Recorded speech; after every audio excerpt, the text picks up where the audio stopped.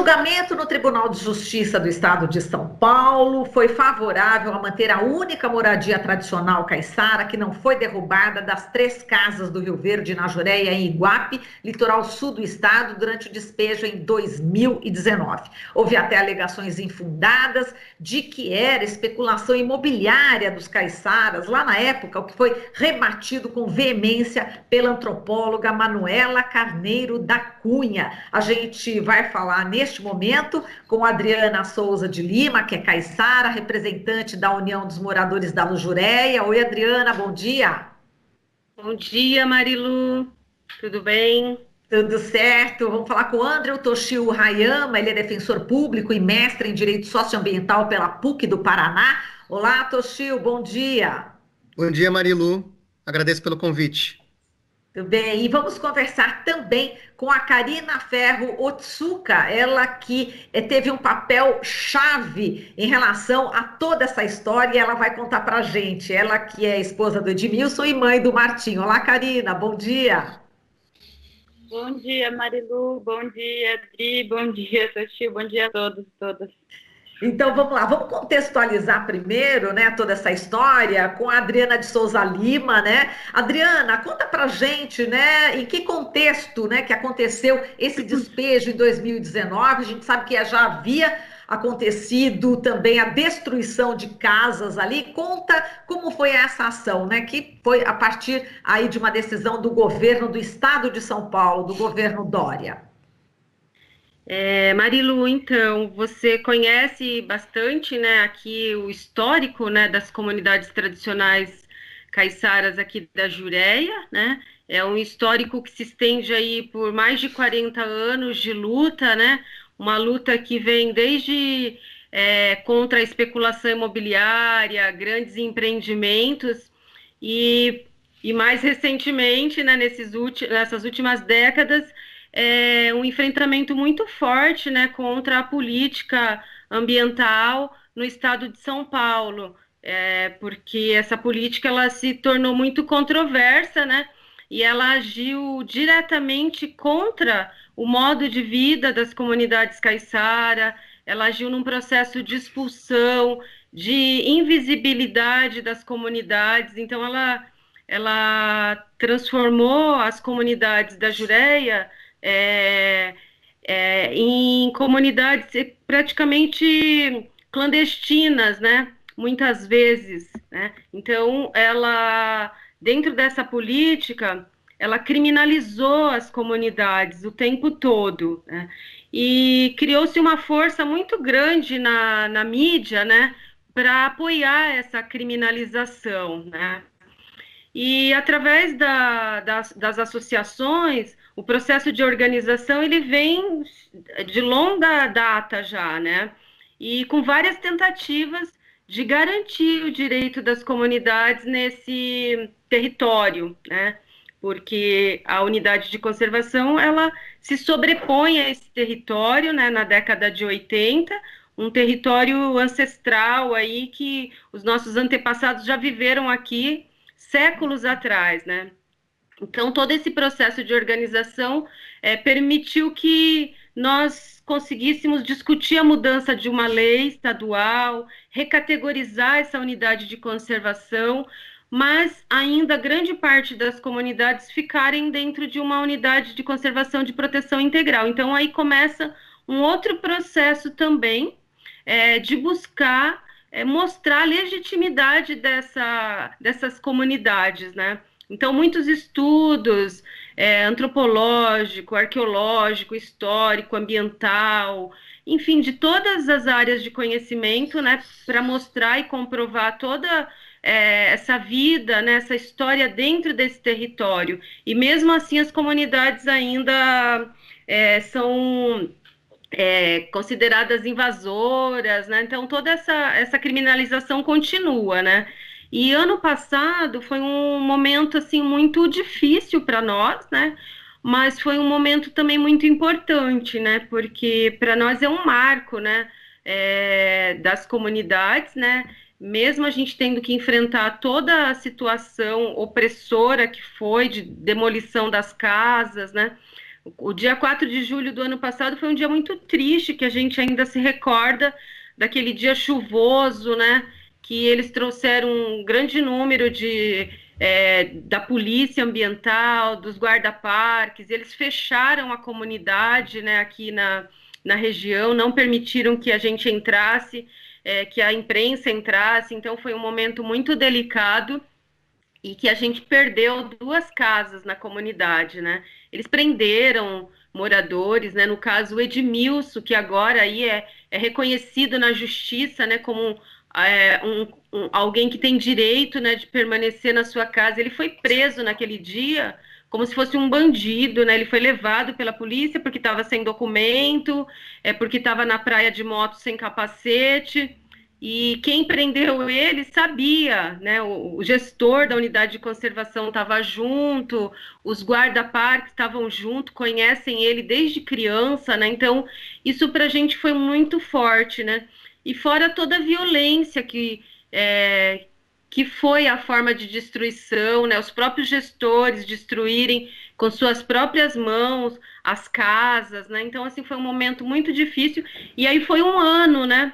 Um ano de muita tensão, né? Porque aí teve a ação, aí teve a liminar que garantiu a casa permanecer em pé, mas tudo isso é muito difícil, você passar um ano, né, numa situação de indecisão, né? Então, para nós hoje, ontem, né, o resultado de ontem do julgamento foi uma conquista, né? Embora a ação, o processo não termina por aqui, mas desse período, né, foi uma conquista e uma vitória, né? E a gente, assim, tem aí uma vitória a partir das comunidades, mas também da defensoria, né, que tem uma atuação há bastante tempo já com as comunidades caiçaras e que dessa vez, assim, foi efetivamente muito atuante para trazer esse resultado também. Muito bem, por isso a gente vai falar com o André Toshio Ayama, que é o defensor público. Oi, Toshio, conta pra gente exatamente sobre essa decisão, né, no Tribunal de Justiça do Estado de São Paulo, que manteve aí realmente a única moradia tradicional caiçara lá no Rio Verde, na Jureia. Exatamente do que se trata essa ação. Toshio, queria que você desse detalhes jurídicos a respeito dessa casa específica. Bom dia, mais uma vez. Bom dia. Bem, essa ação ela foi proposta contra a Fundação Florestal, contra o Estado de São Paulo, em razão do procedimento que a Fundação Florestal adotou e que a Defensoria Pública entende que é um procedimento ilegal de usar poder de polícia para expulsar famílias. Então, eles chamam esse procedimento de um procedimento de autotutela possessória administrativa, mas que na prática significa o Estado agir por conta própria, sem consultar o judiciário, sem ter autorização do judiciário e sem promover, né, o devido processo legal, sem garantir, sem oportunizar a defesa das pessoas que vão ser afetadas por uma decisão que tem a ver com direitos fundamentais, que envolve direitos fundamentais, como é o direito à moradia, né, ainda mais em se tratando de comunidades tradicionais, né, que a questão do território ela tem um peso muito maior, né? Então, a gente está falando de direitos fundamentais que são violados, né, a partir de uma decisão unilateral, né, do poder público, sem que isso passe pelo crivo do poder judiciário. Então, a ação foi proposta justamente para discutir esse procedimento, que a gente entende que é ilegal, né? Inclusive, a Fundação Florestal, como regra, ingressa com ações judiciais, mesmo contra pessoas que não são de comunidades tradicionais, em unidades de conservação. Esse é o procedimento natural, né? O Poder Judiciário é quem tem a última palavra em dizer se existe alguma violação ambiental, algum direito que está em risco ali, e não a administração pública. O poder de polícia ele tem que ser usado para situações muito excepcionais, em que não há qualquer dúvida de que há uma violação contra um bem público, contra algo de interesse público, e que não há necessidade, de fato, de ter uma discussão, enfim, né? Então, a gente está diante de uma questão complexa em que esse procedimento nunca poderia ter sido usado, né? Então, esse é o primeiro ponto. Um segundo ponto, que foi explorado, alegado na ação, foi desenvolvido na ação, é de que o Edmilson ele é tradicional do Rio Verde, sem dúvida, né? E por extensão a Karina também, que é sua companheira, né? E o Martim, o pequeno Martim, agora Caiçarinha, né? Então, não há dúvida de que ele é tradicional, a gente está amparado, né, em laudo antropológico, como você bem disse, da Manuela Carneiro da Cunha, do Rodrigo Ribeiro e do Mauro Almeida, são 3 antropólogos, né, que têm trabalhado na Jureia há anos, né? E, além de ele ser inegavelmente tradicional do Rio Verde, ele preenche todos os requisitos que estão previstos na própria lei que cria o mosaico, né? Ele preenche todos os requisitos para permanecer no Rio Verde, né? A lei do mosaico é muito clara em dizer que as famílias que estão em estação ecológica, elas também têm direito de permanência no território da estação ecológica. Então, a lei do mosaico, além de criar as RDSs, ela também tem dispositivos que garantem essas famílias, garantem o direito de moradia a essas famílias que estão em áreas de proteção integral, como a estação ecológica. Então, a lei do mosaico não garante direito só para quem tá, só para os caiçaras que estão nas RDS, que foram criadas para as comunidades caiçaras, mas ela ampara também as famílias que estão fora das RDS, que estão em estação ecológica, né? Então, é uma falácia, uma mentira quando o Estado alega que eles são invasores. Quando o Estado alega, e quando eu falo Estado, eu falo Fundação Florestal também especialmente, é uma mentira quando a Fundação Florestal alega que não há autorização para moradia no Rio Verde, na estação ecológica. A Fundação Florestal é que está cometendo ilegalidade, é que está desrespeitando a lei do mosaico, né? Então, a ação, ela trabalha com todas essas questões, né? E aí, prosseguindo, só para explicar o agravo, né? O juiz acatou esses argumentos, né? Integralmente. O juiz deu uma belíssima decisão, né? Uma decisão de 12 páginas, citando trechos do relatório antropológico. Ele fez a leitura de todos os documentos, ele demonstra isso na decisão dele. Então, é uma decisão consistente, né? E ele acata todos os argumentos que foram alegados na ação, que foi proposta pela Defensoria, né? O tribunal também se deparou com essa questão, porque houve recurso por parte da Fundação Florestal e do Estado de São Paulo, né? E o tribunal, agora dia 16 de julho, né, pela sua Câmara reservada ao meio ambiente, então isso é algo importante a se destacar, a gente está falando de um recurso que foi encaminhado por uma Câmara especializada em julgar demandas ambientais, e essa Câmara entendeu que o juiz de Iguape estava certo, deu uma decisão correta. Bom, portanto, aquelas outras 2 casas que foram derrubadas, então, ilegalmente. O que acontece com essas outras 2 casas? A gente tem que avaliar com as famílias, né? Foi um processo bastante difícil, né? Então, as famílias precisaram de um tempo para se recuperar, né?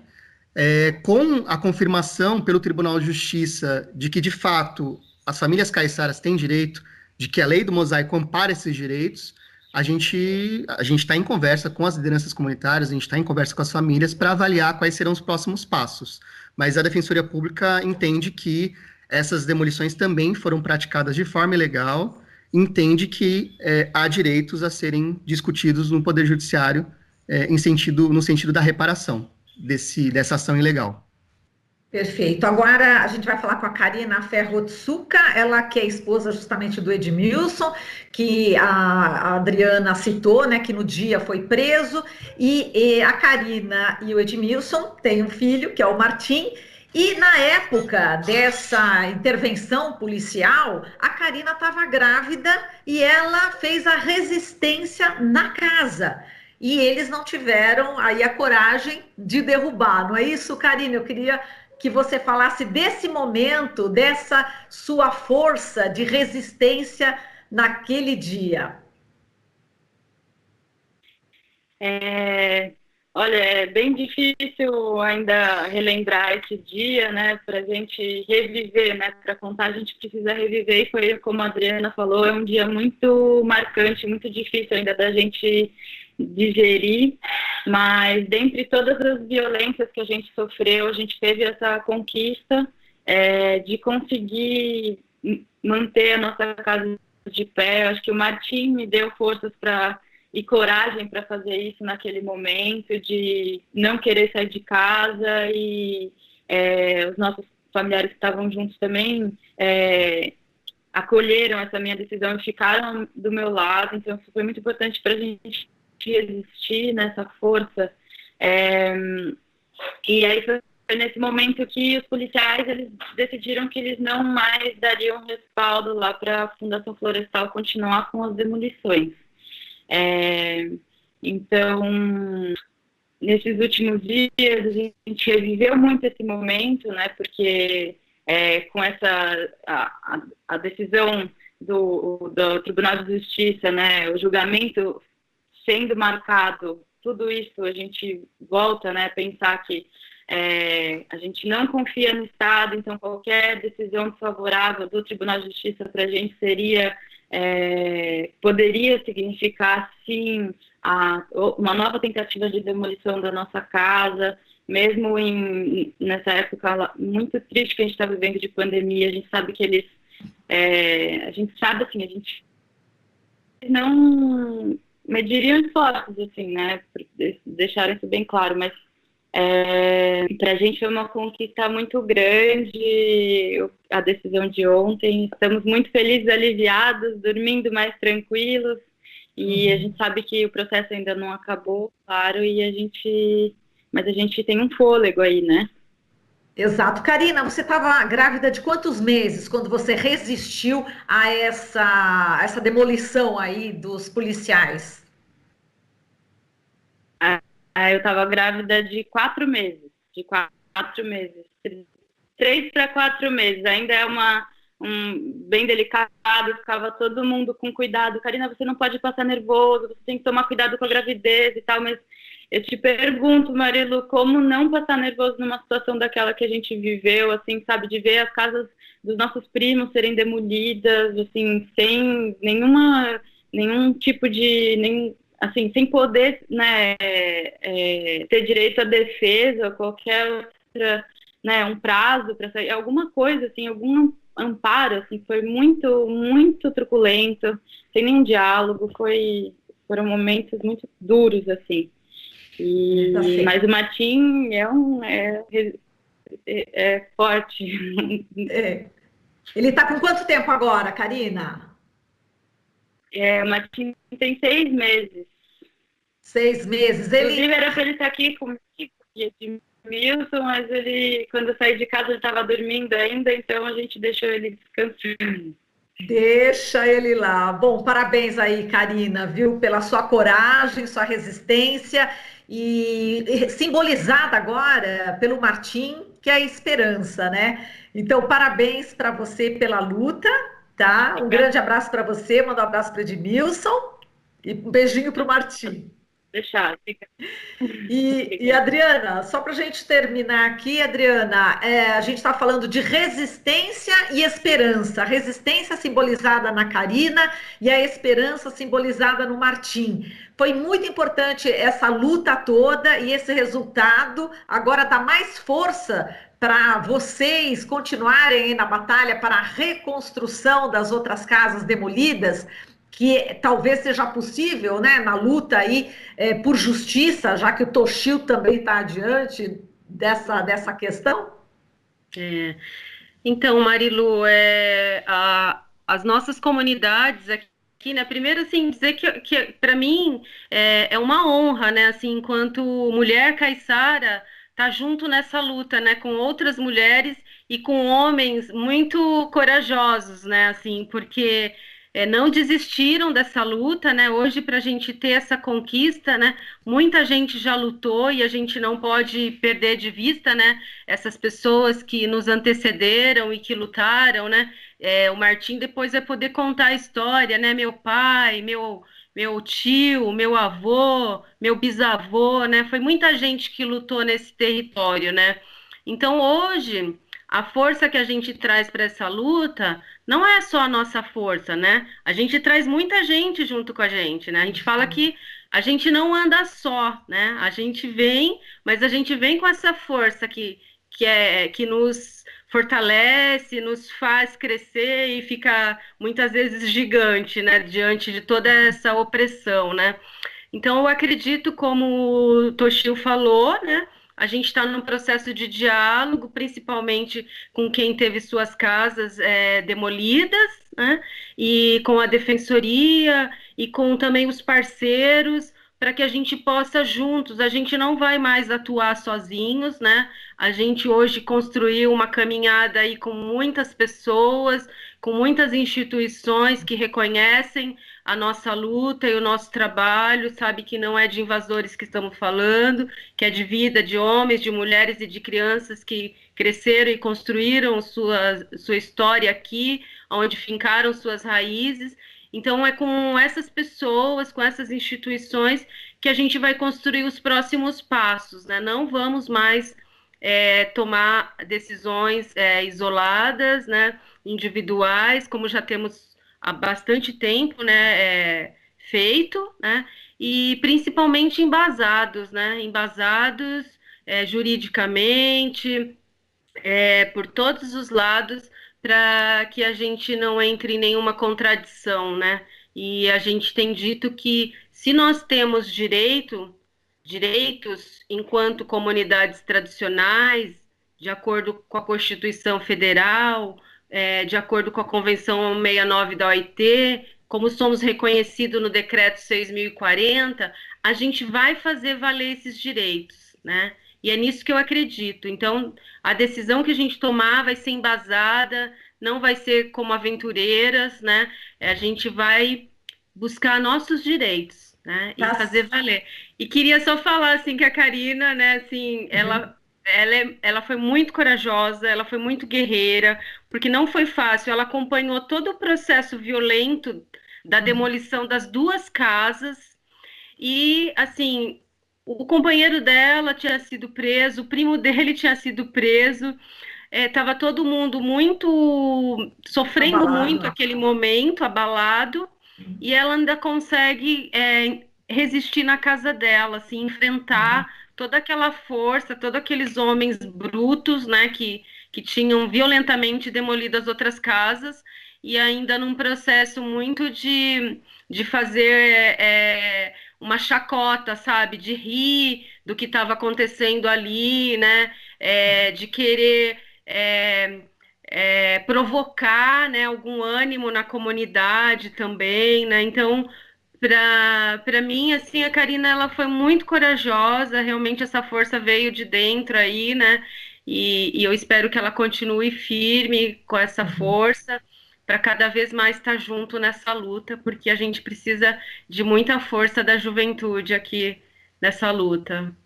Muito bem, e luta que o Martim com certeza vai continuar, certamente. Bom, eu quero parabenizar todos vocês, né, por essa luta.